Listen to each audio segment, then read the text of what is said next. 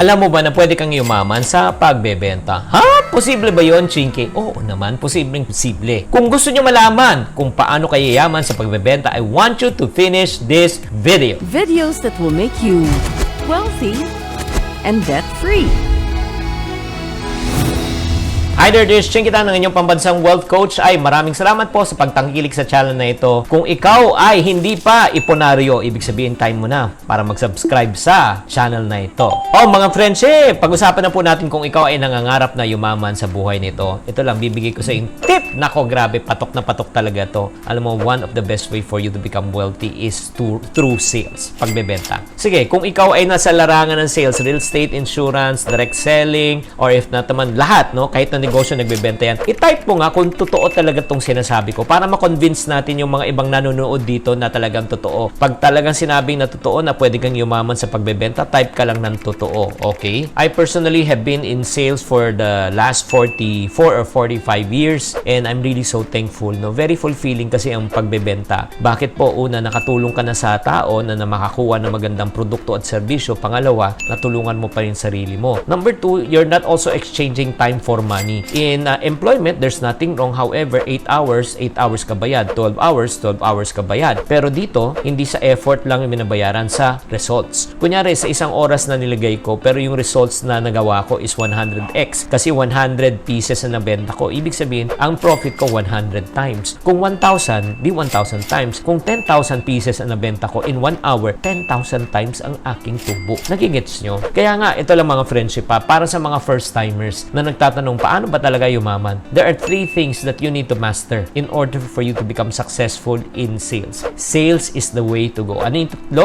na kailangan nyo master? Number 1, master thyself or master yourself. Ang unang kailangan na matutunan mo talaga at i-master mo muna sa sales, hindi yung product, hindi yung services, kundi sarili mo. You got to build your confidence. Kasi alam mo, ang unang binibenta mo, hindi produkto, hindi serbisyo. Ang unang binibenta mo talaga pag nagnenegosyo ka, pag ikaw ay nasa sales, real estate, insurance, direct selling, kahit na ano po, ay iyong sarili. Especially, you got to build your confidence. Mahirap kasi kung nagbebenta ka pag mismo hindi ka naniniwala, di ba, sa sarili mo. Admit it or not, pag bago ka pumasok sa negosyo, sa sales, no, ang unang pumapasok po yung mga negative thoughts. Paano kung di ako bumenta? Paano kung walang bumili? Paano kung malugi ako? Alam mo, if you always entertain negative thoughts in your mind, that is what's going to happen. That's the reason why you have to counter it. Sasabihin mo, hindi yung paano kung walang benta. And sabihin mo, paano kung bumenta ako? Hindi mo sasabihin na paano kung malugi ako. Sabihin mo, paano kung kumita ako? Diba? Pero how can you do that? You got to build your confidence. That's the reason why, alam mo ginagawa ko,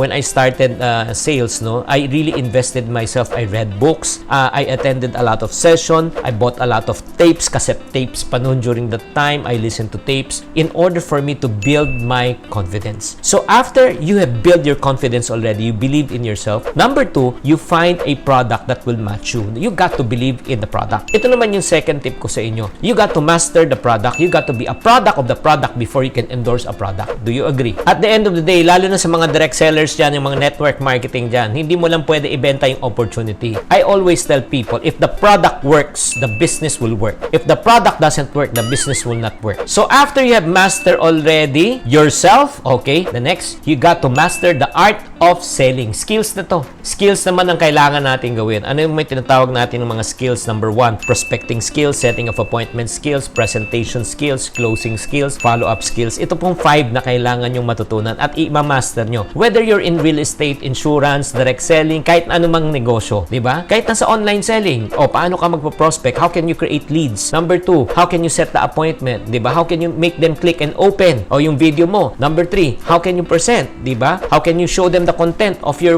offer? And then number 4, how can you close? Importante rin po yung closing. And last but not the least, how do you follow up? Bakit? Hindi naman lahat na binibentahan mo bibili agad immediately. Studies say it will take at least 7 times or more. 7 times or more for a person to be familiarized with the product over and over again until such time they will make a buying decision. So my question to you is this, kung gusto mo talagang kumita sa sales, na-master mo na ba yung art of selling? Number 1, master yourself, master the art of selling. And then number 3, na kailangan nyo i-master sa sales para kayo ay kumita. Master the power of social media. Non-negotiable na po to sa panahon ngayon because everyone is online. If you are not online, your business will be dead soon. Ito naman sa taong kong nagbebenta, na-master ko na yung art ko in terms of I mastered already myself. I also mastered the art of selling already. Pero hanggang ngayon, I'm still mastering the art of what? Social media. Pero itong good news, pag na-master mo yung art sa pagbebenta mo sa social media, grabe, makakabenta ka sa napakaraming tao. Kasi hindi na limited sa area mo. Luzon, Visayas, Mindanao, and even abroad kung meron kang ika nga produkto na pwede mo i-ship sa kanila. Am I making sense? Yes or no? Diba? At ang kagandahan pa rin sa social media, pag nagbebenta ka, pag digital, bukas ang shop mo ng 24/7, wala kang rental. Number 2, hindi ka magbabayad ng staff since everybody's buying already online. Pagising mo, kukunin mo lang yung order, isi-ship mo, that's it, pansit.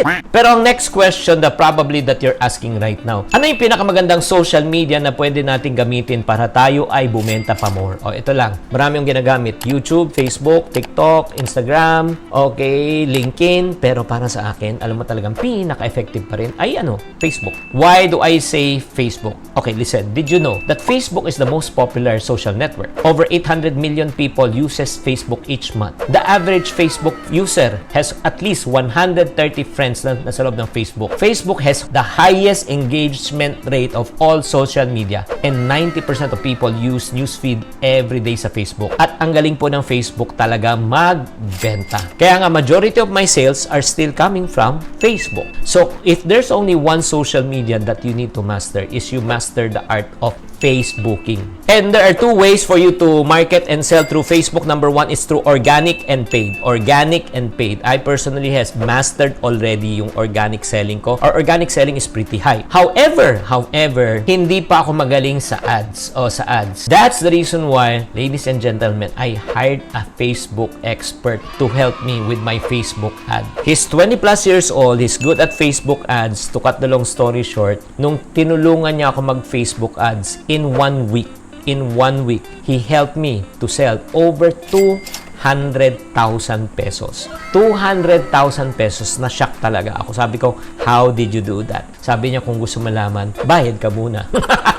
So, I was forced to pay him. I was forced to hire him. That's the reason why, ladies and gentlemen, itong ginawa po namin. Kung gusto nyo matuto on how to earn money using Facebook as your platform to sell, kung interested ka paano makabenta pa more, ito po ming good news. Me and this Facebook expert by the name of John G. Gumiran, we came together. Ako ang magtuturo ng organic selling sa Facebook. Siya naman ang nagturo on Facebook advertising. So, anong matutunan nyo sa Facebook advertising? Yung step-by-step basic on how to set up an ad, and then strategy that he's using to help his clients to make more sales, and then ito pang pinakamaganda, isasama rin daw niya ang pag-set up ng tinatawag na chatbot. How to set up your own chatbot para automatically may sumasagot po kahit kayo po ay tulog using Facebook ads. By the way, how much I paid Junji to help me with my Facebook ads? Simple lang. I paid him 50,000 pesos per month for him to help me do it. However, the good news is this. You don't have to invest 50,000.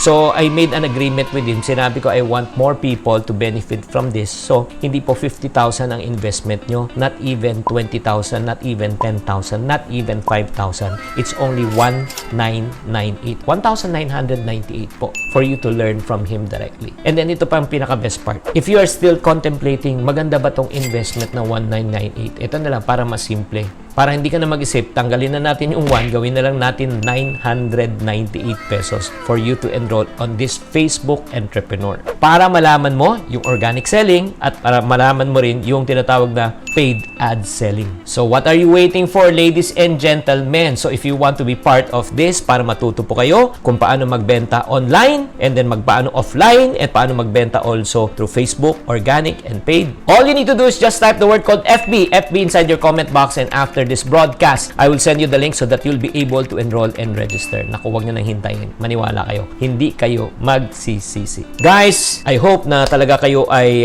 pumasok sa larangan ng sales so that you can earn more. Diba? You don't exchange time for money, but you exchange results for money. This is Chinkitan saying, to every problem, there's always a solution. If you're not part of the solution, you're part of the problem. Always. Think positive. Thank you for watching.